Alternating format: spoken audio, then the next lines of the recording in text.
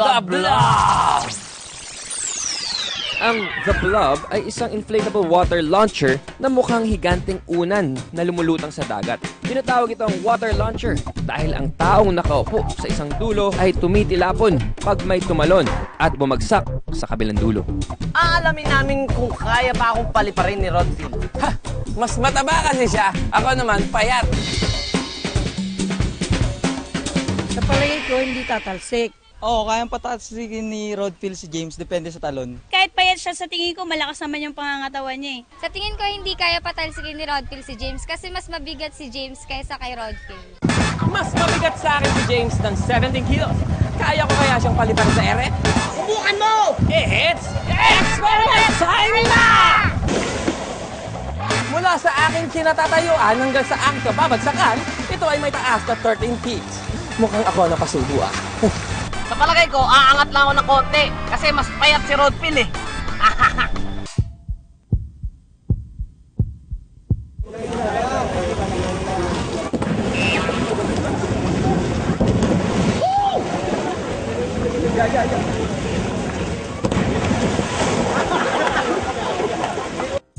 Sa experiment na ito, ang inflatable water launcher ay tila naging isang seesaw na isang uri ng simple machine na kung tawagin ay lever. Sa isang lever, pag nagkaroon ng weight sa isang side ng seesaw, maakyat ang kabilang side. Sa experiment na ito, nang bumagsak si Rodfield, lumipad naman sa ere si James. Sa pagtalon ni Rodfield, naging isa siyang free-falling body na may mass o bigat at acceleration o bilis ng paghulog. Mga bagay na kailangan para mag-create ng force. Ang paghulog niya ay may constant acceleration na 9.8 meters per second squared. Yan ang bilis ng anumang bagay na nahuhulog sa Earth.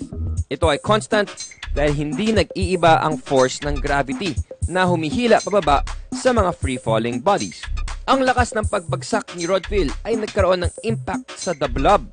Kaya tumawid ang force mula sa area kung saan bumagsak si Rodfield papunta sa kinauupuan ni James. Dahilan para tumalsik si James sa ere at lumipad na parang bola kahit mas mabigat pa siya kay Rodfield.